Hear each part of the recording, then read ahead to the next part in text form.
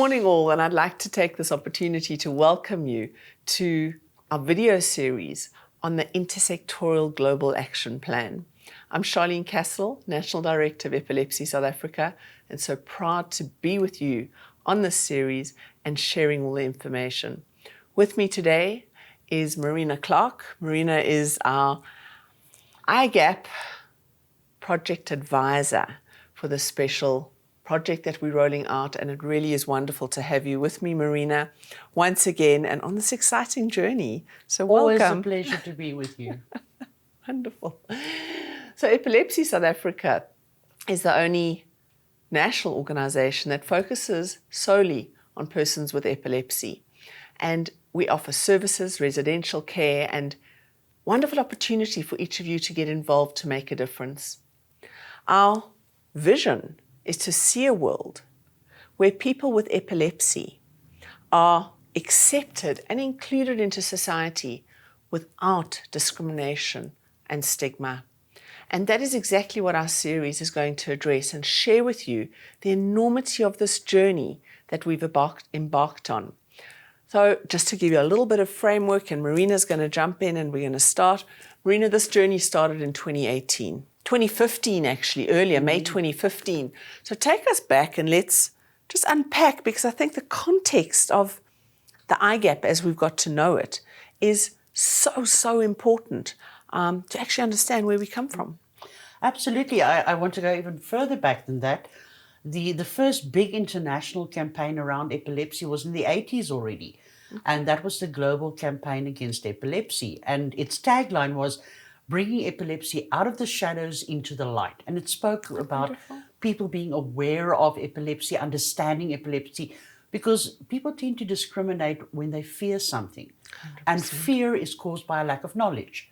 So it already started there, but it was in 2015 when the World Health Assembly, where South Africa obviously is represented, we actually had the first big resolution that said there is a massive global burden around epilepsy as a condition. So that was recognized, and that was really a big first step. And I think, Marina, to just add to what you're saying, is that Epilepsy South Africa is a chapter of a very large international organization. That's the International Bureau of Epilepsy. Yeah. And the mission there is really to have a world where everybody is, and everywhere, ignorance and fear are replaced by understanding and care. And we're one of, I think, approximately 22 or 26 chapters in Africa. So it's really exciting. And I just wanted to place that in context, because the IBE is the body that really since then has been driving this in the World Health Assembly. Absolutely.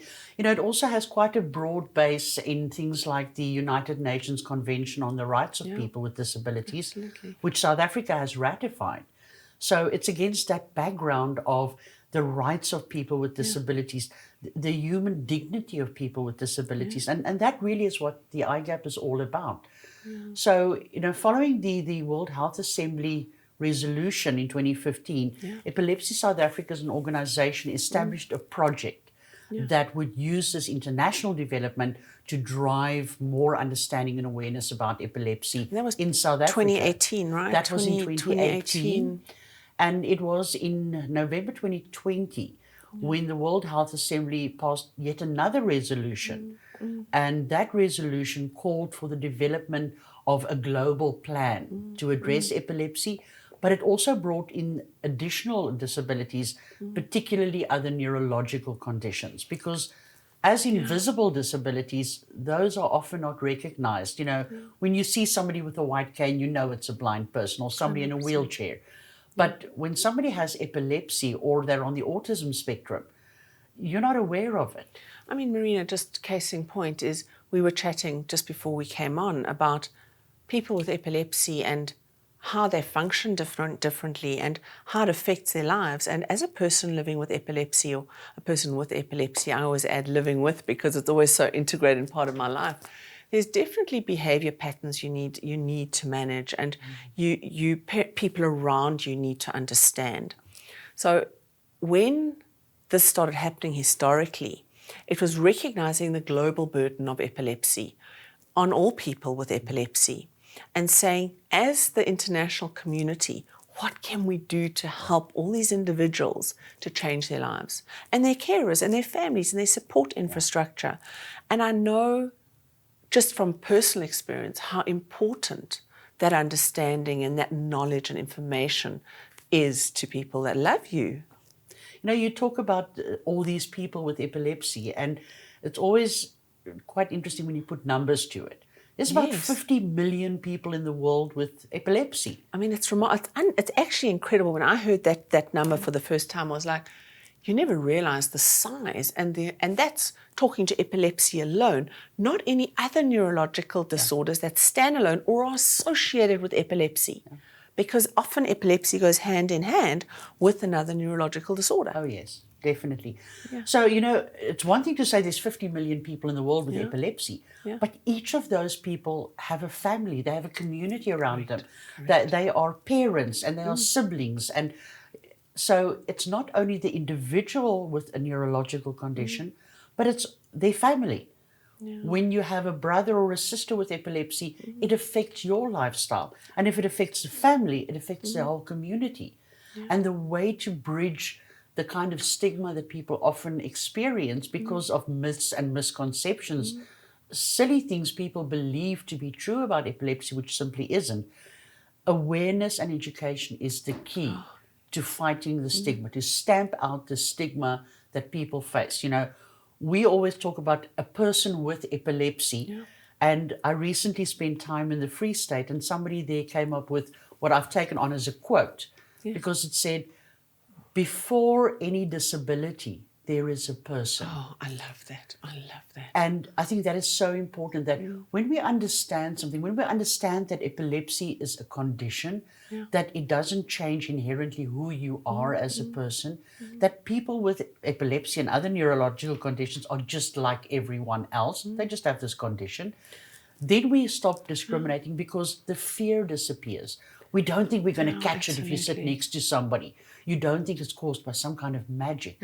We understand what it is and how we deal with it. And I think that's so relevant. I mean, if we look at the context in South Africa and the history we just as a country have walked, discrimination and marginalization have been part of our culture and part of who we are as a country for all these years.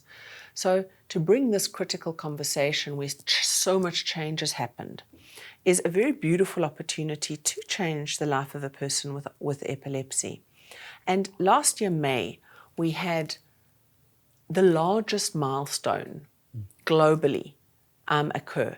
And in May 2022, the Intersectoral Global Action Plan was ratified in the World Health Assembly with no less than 114 member states present.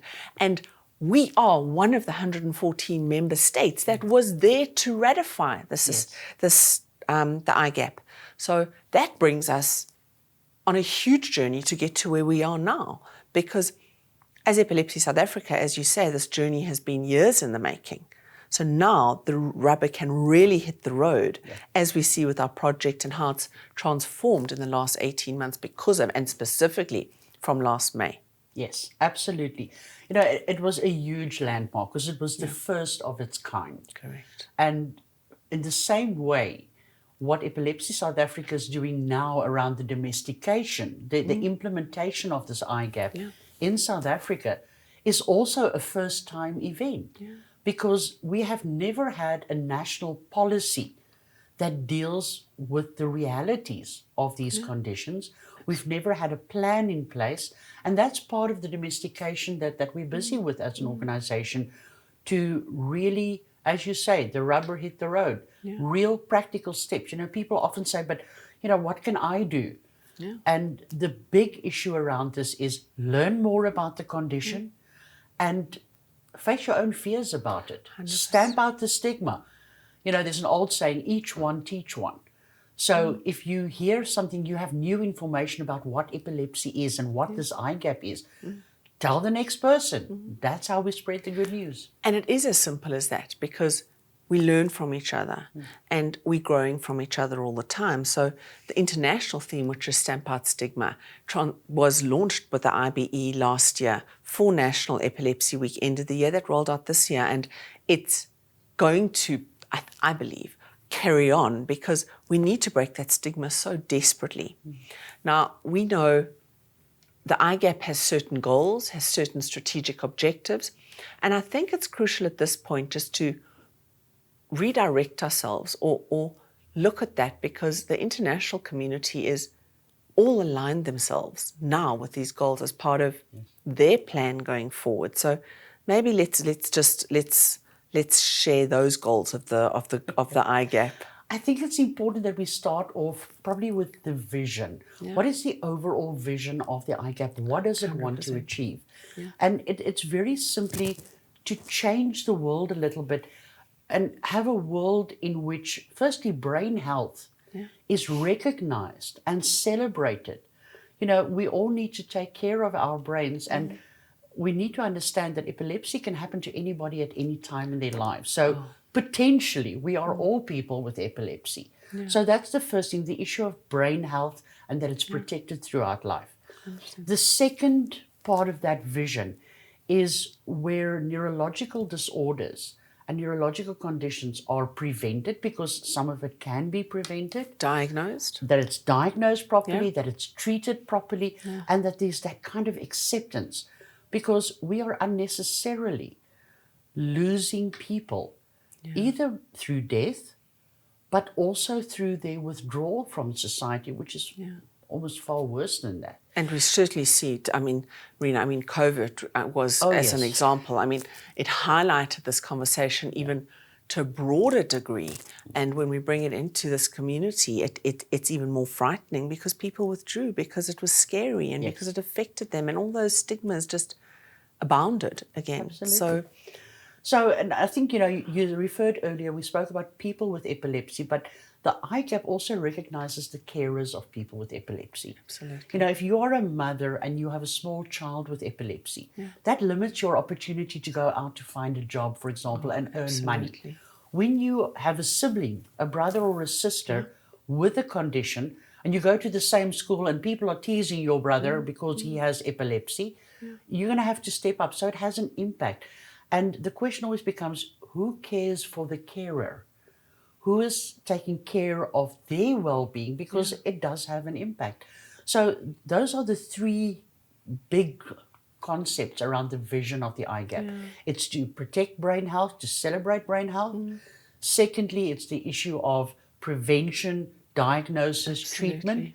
And then thirdly, the quality of life, not only of the individual, but of the carers, but also and the family around them. And that they know their rights, Absolutely. They know what to address, they know what to say, they know all that information comes in.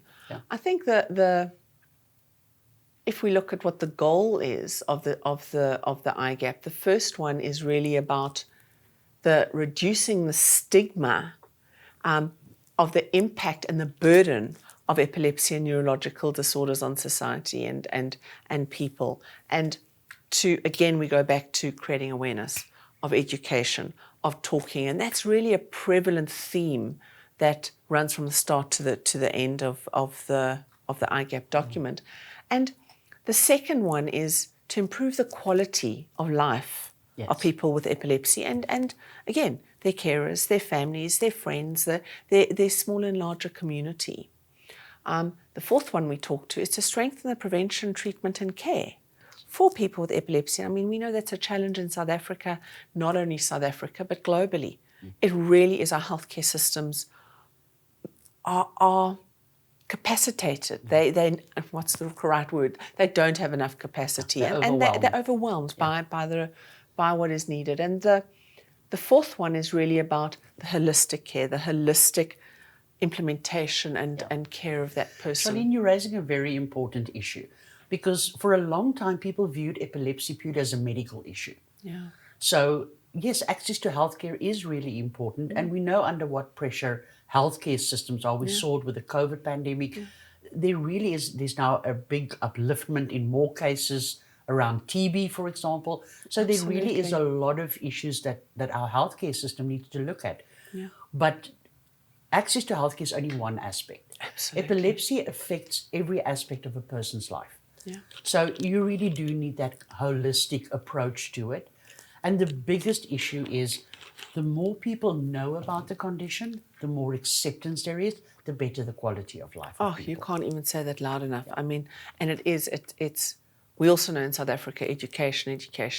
I mean, Madiba Nelson Mandela, he had this beautiful quote about education.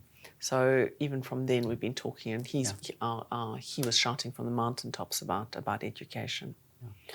I think when you look at the IGAP, and we keep on using the word IGAP. But Intersectoral Global Action Plan. Intersectoral Global Action Plan on Epilepsy and other neurological conditions. That's why we just refer to the IGAP. And I think if we look at what is it really trying to achieve, and when the document was put together, and there was a whole process of consultation around that, and Epilepsy South Africa was one of the participants in creating this document. So I think it's important that we look at what are the strategic objectives of this. And there's 5 strategic objectives. And interestingly, you spoke about the issue of education and awareness, and that's one of the first things.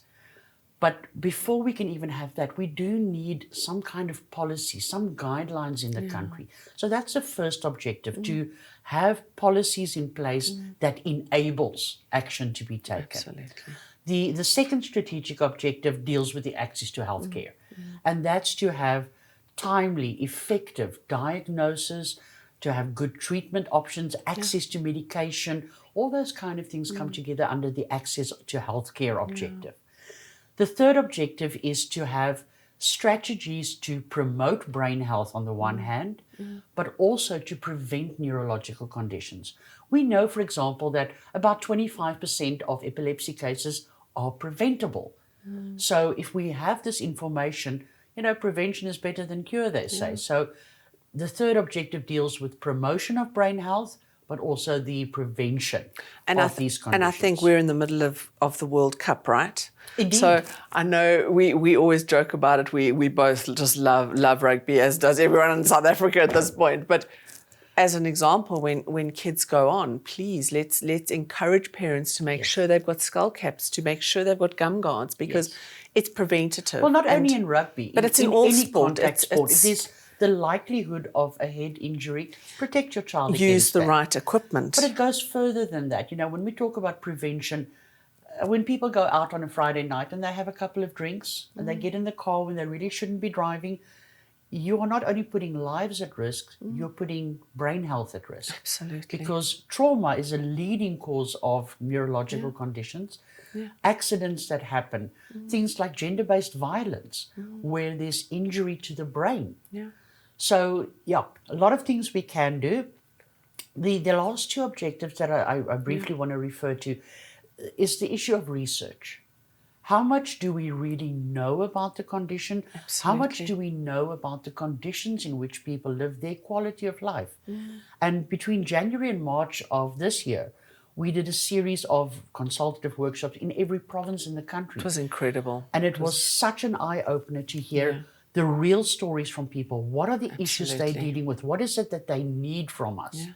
So that kind of information, I think, is really important. And then the big thing is, most South Africans, there's only 16% of South Africans that have access to medical aid. That's another The rest of us rely on public health care. And that means that we need to strengthen the approach in public health care to conditions like epilepsy. And we also know the small number of neurologists that are in South Africa. And that's also scary with the brain drain, and they're overwhelmed. And a lot of our neurologists in private practice actually serve and go and work in the government hospitals, as we know. It's a well-known fact. We have a shortage of medical personnel across the board. So much so when it comes to neurology, particularly pediatric neurology, we really don't have enough. But when we look at some other countries in Africa where there's not a single neurologist, and we have or one or two neurologists, correct, then you start understanding what the reality is in a developing continent like Africa. Absolutely. But there's so much more that we can do Many people think that to get a proper diagnosis of epilepsy, you need to have an MRI or you need to have an EEG or a CAT scan or something like that. And it's not the truth. And It's not the reality. Most cases of epilepsy is diagnosed in South Africa through a clinical history. Yeah. When you go to your doctor and just say, well, this is what I've been experiencing, Yeah. or this is what my child has been through, that clinical history is the key that unlocks a proper diagnosis. But Marina, what I'm so excited about this video series, because the more we talk, it's taken the IGAP document, has given us a space to take all of these topics and bouquet them so very beautifully to be able to give the holistic view that I think the international community has been trying to do for so long. And just to reiterate, the vision and the goal of the IGAP is aligned with Epilepsy South Africa's vision and our mission and everything that Epilepsy South Africa's been since 1967, since it started. So for us, it's really exciting to be able to, again, take all the toolkits, all the information. Our branches work across 6 provinces that we outreach into rural areas, into communities, our social workers, and take all that knowledge and go, we have a steer, we have a direction, and use this opportunity to upskill and the lives that we touch now as Epilepsy South Africa, as we always have, but now it's the momentum is gained, I think, when we started talking about this. So I like that's my comment as a closer, and I just want to hand you to just kind of Sharlene, wrap up what we've been saying. It's one thing to have an amazing international document like this because it focuses attention. Yeah. But at the end of the day, it's an international document. Yeah. The only way that this will have real value to South Africans is if we implement it here, if we domesticate it to our own environment and our own conditions. And I think that's what I look forward to in the next time we chat about this, where we can actually talk about what is happening in South Africa? What are we doing in South Africa? What's our plan? To make this real Absolutely. and really make changes in people's lives. So we look forward to our viewers joining us for that. Marina, as always, I love our time that we spend together and the commitment that I think both of us have to epilepsy and changing South Africa. It's kind of a path that we've both embarked on that I think it's unstoppable once you get on this path. So I'd like to thank all of you that have joined us for this beautiful first episode of our video series on the IGAP, and I look forward to sharing with you more on the IGAP and what is our real national plan. Where does the rubber hit the road and what does the future look like? So thank you for joining us and take care.